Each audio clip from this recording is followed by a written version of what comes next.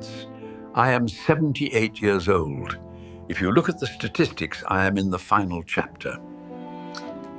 And nearly every time I meet someone new or catch up with an old acquaintance at the grocery store, they ask me the same thing.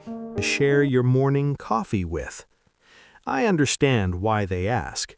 We are programmed to believe that being alone means being broken. We are told that the ultimate goal of the human experience is to be part of a pair. So 5 years ago, when I was 73, I listened. I opened my door. I let someone in. And I am going to tell you the truth that nobody wants to admit at dinner parties. I have never been more exhausted, more anxious, or more spiritually drained than I was when I was in that relationship. Let me go back a bit. My wife, Eleonora, passed away when I was 68.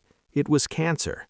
It was a long, painful 2 years of hospitals and hospice, holding her hand while she slowly faded away. When she finally let go, the silence in the house was deafening. It wasn't just quiet, it was heavy. For the first year, I was a ghost in my own home. I sat in her chair. I watched the television without turning it on. I felt like half a person. But time did what time always does. It softened the sharp edges. I began to build a routine. I'm a retired engineer, so I like systems. I set up a wood shop in my garage. I started waking up at 5:30 every morning. I made a pot of black coffee, sat on the back porch, and watched the sun rise over the oak trees. No talking, no news, just birdsong and the steam rising from my cup. It became my sanctuary. I built furniture. I fixed the squeaky step on the stairs. I read history books I had meant to read for 40 years.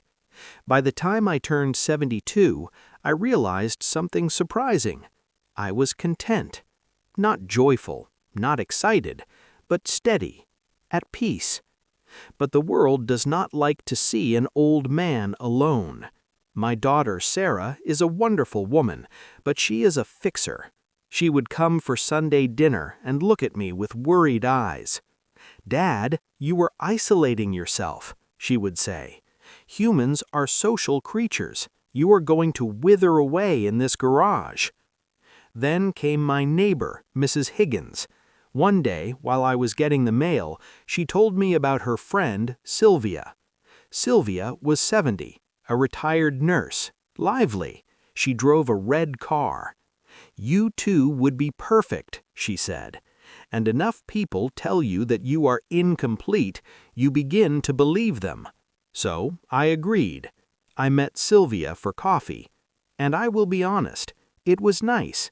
She laughed easily. She asked about my woodworking. She complimented my shirt. For the first time in years, I felt seen, not as a grandfather, not as a widower, but as a man. We started dating. In the beginning, it was wonderful. We went to the theater. We tried new restaurants. I dressed nicely. I shaved every day. It felt like a second youth. But slowly, reality crept in. Not through big moments, through small ones, 1,000 small ones. My phone, which had once been a simple tool, became a leash. Constant messages, constant calls. Even in my workshop, while I was sanding wood in peaceful focus, the phone would buzz. My peace began to disappear. Then came the exhaustion. At 73, your energy is not unlimited. But Sylvia wanted to go out, travel, socialize, always moving. I was tired, but I kept saying yes, not because I wanted to, because I didn't want to disappoint her. Then came the finances. Dating was expensive. Restaurants, trips, hotels. My savings began to shrink. At night, I lay awake worried. Then one morning, standing in my own kitchen, I realized something. I felt like a stranger in my own home. I had lost myself. 2 days later, I ended the relationship. When she left, I sat in my old chair, and the silence returned. But this time, it felt like peace. That was 5 years ago. I am 78 now, and here's what I have learned. Loneliness is painful, but solitude is peaceful. I am alone, but I am not lonely.